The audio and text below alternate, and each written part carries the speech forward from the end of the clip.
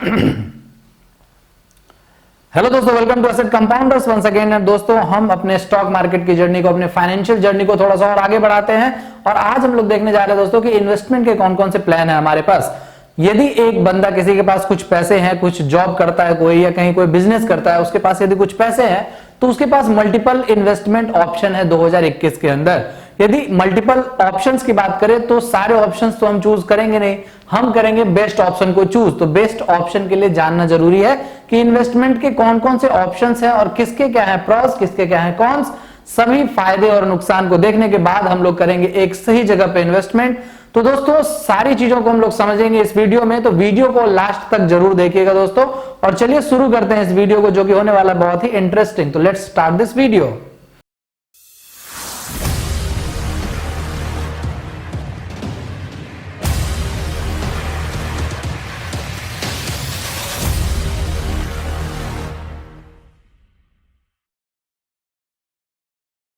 तो दोस्तों, जो भी लोग कुछ पैसे कमाते हैं, जिनके पास कुछ पैसे हैं, एनी सोर्स, कोई भी सोर्स हो, यदि किसी के पास पैसे हैं, आज के समय में 2021 की बात कर रहा हूं, आफ्टर मोनेटाइजेशन की बात कर रहा हूं मैं, तो यदि किसी के पास भी पैसे हैं, या तो वो जॉब करता होगा या बिजनेस करता होगा, जो भी पैसा होता है उसका वो कहां पड़ा होता है? वो पड़ा होता है दोस्तों एक जगह जिसका नाम होता है क्या? अकाउंट। जी हाँ, सेविंग अकाउंट या फिर करेंट अकाउंट। करेंट अकाउंट या सेविंग अकाउंट के अंदर पैसे पड़े होते हैं। तो सबसे पहले यदि बात करें हम लोग करंट अकाउंट की, तो करंट अकाउंट में जो पैसे होते हैं दोस्तों, उसके ऊपर इंटरेस्ट नहीं मिलता है। आपको पता होगा कि इसके ऊपर इंटरेस्ट नहीं मिलता है, यानी 0% इंटरेस्ट। यानी जो पैसे पड़े हैं बस वो पड़े हैं बिना किसी काम के, मतलब पैसे रखे हुए ऐसे ही, कोई काम नहीं है उसका, मतलब कोई अर्निंग नहीं दे रहा वो पैसा आपको। लोग बोलते हैं पैसे से पैसा कमाया जाता है, तो पैसा यहाँ पे क्या कर रहा है? पैसा कमा नहीं रहा है, बस कहीं पड़ा हुआ है, कहीं सोया हुआ है। तो ऐसे पैसे का क्या करना है? जो पैसे हैं उसको इन्वेस्ट करना चाहिए। तो सबसे पहले तो हम लोगों ने देखा कि जो ये करंट अकाउंट है इसमें तो 0% मिलता है। जो सेविंग अकाउंट है, जिनके पास पर्सनल अकाउंट है, सेविंग अकाउंट है, उसके ऊपर इंटरेस्ट मिलता है दोस्तों। उसके ऊपर क्या मिलता है? इंटरेस्ट मिलता है। बट ये इंटरेस्ट कितना मिलता है? आज के टाइम पे, यानी कि मैं कोविड के बाद की बात कर रहा हूं, 2.5% भी मिल जाए तो बहुत ज्यादा है। ठीक है, ये 2.5% भी बहुत ज्यादा है। कोविड के बाद कोई आपको पैसे पे इंटरेस्ट दे रहा है सिर्फ पैसे रखने के लिए, अकाउंट में पैसे रखने के लिए, तो वो बहुत कम ही देगा। तो सेविंग पे जो इंटरेस्ट मिलता है वो बहुत कम मिलता है, मतलब मान लो नेग्लिजिबल मिलता है। इसको हम लोग बोल सकते हैं नेग्लिजिबल। यदि किसी का अकाउंट होगा तो अपने अकाउंट स्टेटमेंट में भी चेक कर सकता है, जो इंटरेस्ट आता है ऐसे ही आता है, आपके अमाउंट पे डिपेंड करता है। मतलब आपको पता भी नहीं चलेगा किधर से, मतलब आया भी था क्या, मैसेज आपने देख लिया तो देख लिया, नहीं तो पता भी नहीं चलेगा। तो सेविंग में रखने का तो कोई फायदा नहीं, क्योंकि इसका जो रिटर्न है वो कितना है? बहुत ही ज्यादा मतलब बहुत ही मिनिमम है, जो कि आपकी नजरों में भी नहीं आएगा और पता नहीं, मतलब कुछ उसका औचित्य ही नहीं है। तो ये क्या है? बहुत कम है। अब अगले ऑप्शन की बात करते हैं। तो कुछ लोग जो कि कुछ इन्वेस्ट करना चाहते हैं कुछ अलग सी चीजों में, वो क्या करते हैं? तो करते हैं वो परचेज। क्या करते हैं? परचेज। तो गोल्ड। क्या करते हैं? सोना खरीदते हैं लोग। सोना खरीदते हैं कि सोना खरीदेंगे, जमा रखेंगे तो वो बढ़ेगा और उससे हमारे इन्वेस्टमेंट में क्या होगा? इजाफा होगा। तो जो हम लोग पहला तो देख लिया हमने कि क्या करते हैं हम लोग, सेविंग में रहता है, बहुत कम रहता है। दूसरा हम लोग देखने जा रहे हैं क्या? गोल्ड बाय करते हैं लोग। तो गोल्ड बाय करने के लिए क्या है कि हम कर सकते हैं गोल्ड बाय। यदि हमारे पास पैसे हैं और गोल्ड का दाम हमें लगता है कि इन फ्यूचर बढ़ेगा, तो हम लोग फिजिकल सोना खरीदते हैं। बट इसमें क्या होता है? बहुत सारी चीजें हमें जाननी होती हैं। जहां से हम सोना खरीद रहे हैं वो कितना प्योर है, यानी कि 24 कैरेट है, 22 कैरेट है, कितना है, हम श्योर हो सकते हैं कि नहीं जिससे हम खरीद रहे हैं वो सही आदमी है नहीं है। बहुत सारी चीजें हम लोगों को देखनी पड़ती है। तो बहुत, मतलब एक तरीके से हम लोग कह सकते हैं कि अच्छी चीज है। रिटर्न भी ठीक ठाक मिल जाता है इस पे। यदि बात करें रिटर्न, तो रिटर्न भी ठीक ठाक मिल जाता है, बट हमें कुछ टेक्निकलिटी में पढ़ना पड़ता है, जो कि थोड़ा सा कॉम्प्लेक्स हो सकता है। बट ये एक इन्वेस्टमेंट प्लान है जिसमें हम लोग इन्वेस्ट कर सकते हैं, यदि हमें लगता है कि गोल्ड का दाम आने वाले दिनों में बढ़ सकता है बहुत ज्यादा। ठीक है, उसके बाद यदि बात करें हम लोग तीसरे ऑप्शन की, तो तीसरा जो ऑप्शन है वो है एक अच्छा रिटर्न देने वाला, यानी हाई रिटर्न वाला। ये आपको इन्वेस्टमेंट ऑप्शन है, और इस इन्वेस्टमेंट ऑप्शन का नाम है किस चीज में इन्वेस्टमेंट? भैया रियल स्टेट के अंदर इन्वेस्टमेंट, यानी कोई प्लॉट खरीद लो, कोई जमीन खरीद लो, कोई घर खरीद लो, आने वाले दिनों में उसके पैसे दुगने हो जाएंगे, 3 गुने हो जाएंगे, यानी 200 से 300% आपको मिल जाएगा, ऐसा कहते हैं। ठीक है, 200 से 300% मिल जाएगा। रियल एस्टेट में मतलब क्या है, हाई रिटर्न है, बट यहाँ पे हाई रिटर्न तो हमने देख लिया, बट रिस्क भी तो देखना है, वो रिस्क जो है वो भी काफी ज्यादा है। रिस्क क्यों है भाई?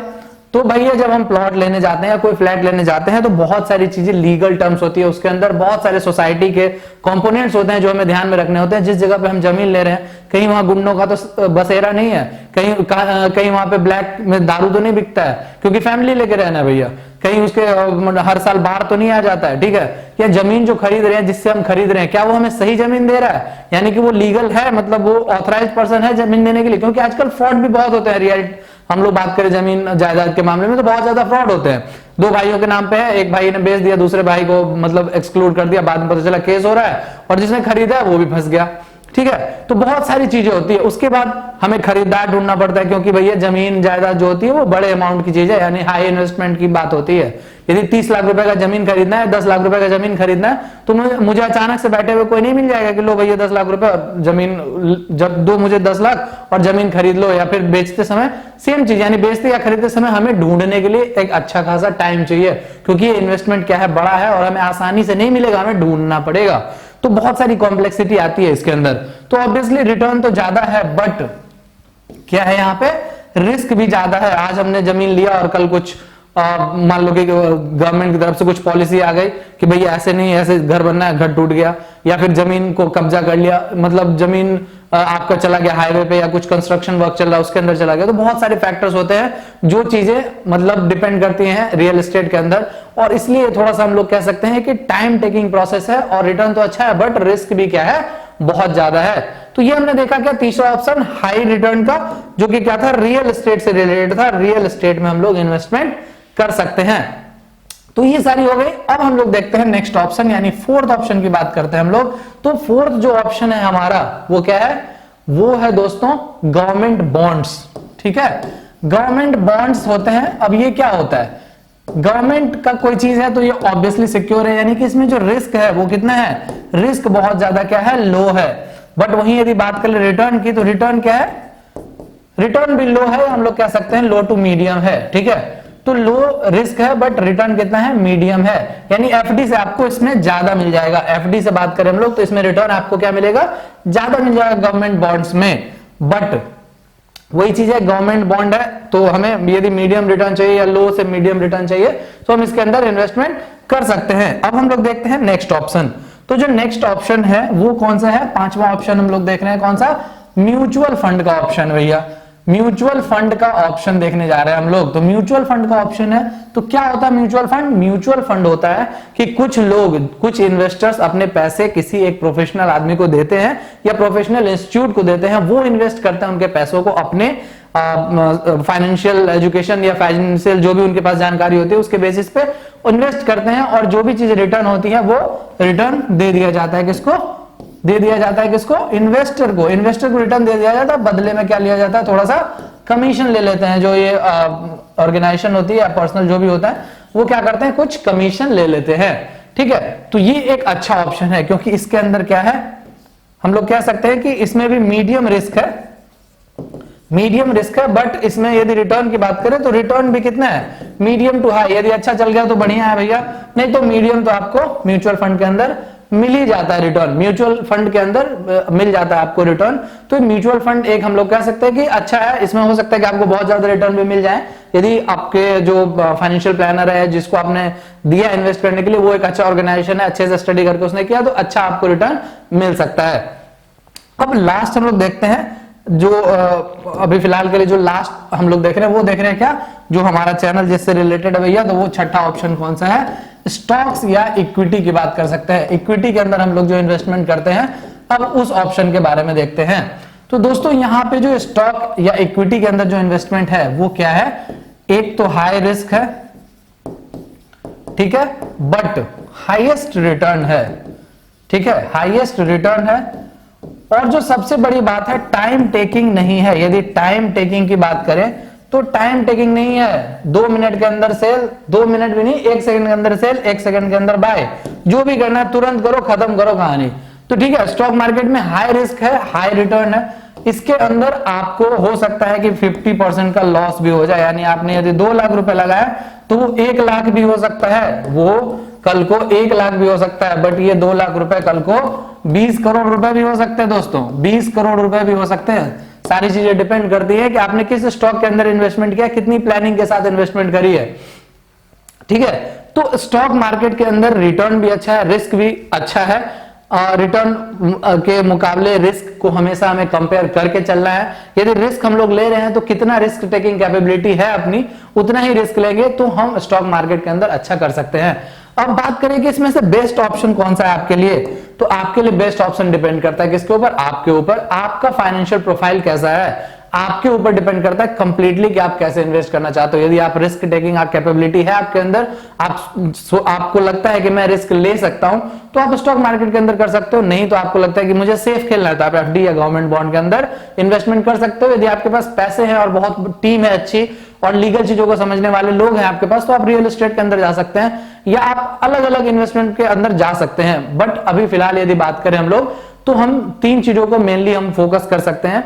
पहली, यदि आपको एकदम सेफ पैसे चाहिए तो आप गवर्नमेंट बॉन्ड या फिक्स डिपॉजिट के अंदर इन्वेस्टमेंट कर लो। दूसरी चीज म्यूचुअल फंड। म्यूचुअल फंड आप तब करो जब आपको लगता है कि आप हर महीने कुछ ना कुछ पैसे जमा करके आप म्यूचुअल फंड के अंदर दे सकते हो, आपके पास अच्छा खासा टाइम है तो आपके पैसे ग्रो होंगे।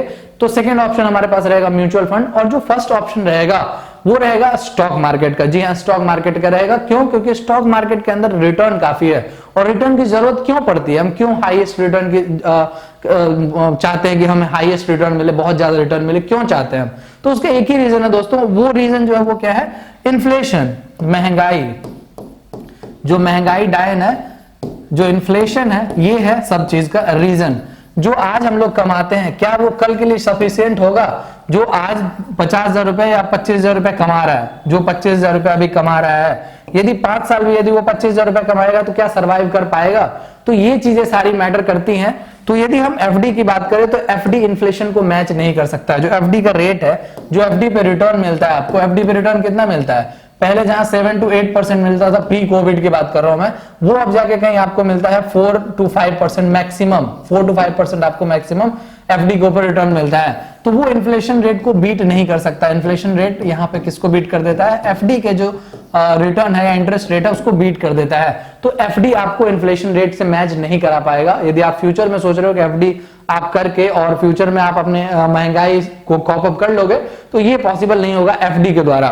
दूसरी चीज है म्यूचुअल फंड के अंदर। तो म्यूचुअल फंड के अंदर हम लोगों ने देखा क्या कि म्यूचुअल फंड के अंदर जो है वो मीडियम रिटर्न है। तो थोड़ा बहुत आप कह सकते हो कि इन्फ्लेशन से मैचिंग आपको मिल सकता है या नहीं भी मिल सकता, बट ये कह सकते हैं कि ऑलमोस्ट इन्फ्लेशन जो है वो इसके रिटर्न के बराबर हो सकता है। बट यदि तीसरी हम लोग बात करें स्टॉक के अंदर, यदि आप अच्छे से एनालिसिस करके आप इन्वेस्टमेंट करते हो तो आप एक अच्छा खासा रिटर्न पा सकते हो। और इसका जो रिटर्न होगा या तो वो बहुत कम ही होगा, यानी कि आप बहुत आपको लॉस हो जाएगा, और यदि आपने अच्छे से एनालाइज करके किया तो इन्फ्लेशन को इजीली बीट कर देगा स्टॉक मार्केट का ये इन्वेस्टमेंट आपका। ठीक है, तो सारी चीजें डिपेंड करती हैं कि आपकी रिस्क टेकिंग कैपेबिलिटी क्या है, आपका फाइनेंशियल प्रोफाइल कैसा है, उस पर भी डिपेंड करता है कि आपको कहां पे इन्वेस्टमेंट करना चाहिए। तो दोस्तों ये कुछ चीजें थी जो मैं आपको समझाना चाह रहा था। मुझे उम्मीद है कि आपको ये चीजें समझ में आई होगी, आप अपने अकॉर्डिंग डिसीजन ले सकते हो। और इस वीडियो को हम लोग यही पेंड करते हैं दोस्तों। यदि वीडियो अच्छा लगा हो तो वीडियो को लाइक कर दीजिएगा और चैनल को सब्सक्राइब कर दीजिएगा। ऐसे ही इंटरेस्टिंग वीडियो आपके साथ हम शेयर करते रहेंगे। दोस्तों हमारा एक अपकमिंग बैच है जो कि 5 दिसंबर से हम लोग स्टार्ट कर रहे हैं। यदि इस बैच से रिलेटेड कोई भी जानकारी आपको चाहिए तो आप दिए हुए डिटेल्स पे आप कांटेक्ट कर सकते हैं, या फिर आप हमारे ऑफिस भी विजिट कर सकते हैं दोस्तों, और इस बैच को कर सकते हैं subscribe. Basics of stock market, basics of stock market, इसमें हम लोग सीखने जा रहे हैं कि जो बेसिक चीजें होती है उन चीजों को समझेंगे हम लोग। जो सीएनबीसी आवाज या सीएनबीसी टीवी 18 पे जो बातें करते हैं लोग, वो किस बारे में बात करते हैं, वो जो कुछ टर्म्स यूज करते हैं वो क्या है, वो कैसे रिलेट कर सकते हैं उसको हम लोग, क्या हमें वो चीजें समझ में आती है या बस हम सुन लेते हैं कि भैया कुछ बोल दिया इन्होंने और ऊपर से निकल गया। तो यदि वो चीजें सारी समझनी हो आपको तो आप बेसिक ऑफ स्टॉक मार्केट के इस बैच को ज्वाइन कर सकते हैं, जो कि 5 दिसंबर से स्टार्ट हो रहा है दोस्तों। तो मिलते हैं आपसे एक अगले वीडियो में, और यदि आपको बेसिक्स ऑफ स्टॉक मार्केट का कोर्स ज्वाइन करना हो तो आप कांटेक्ट करिए हमारे दिए हुए डिटेल्स पे। तो इस वीडियो को ये पेंड करते हैं, मिलते हैं आपसे अगले वीडियो में। Thank you guys, thanks for watching this video, bye bye.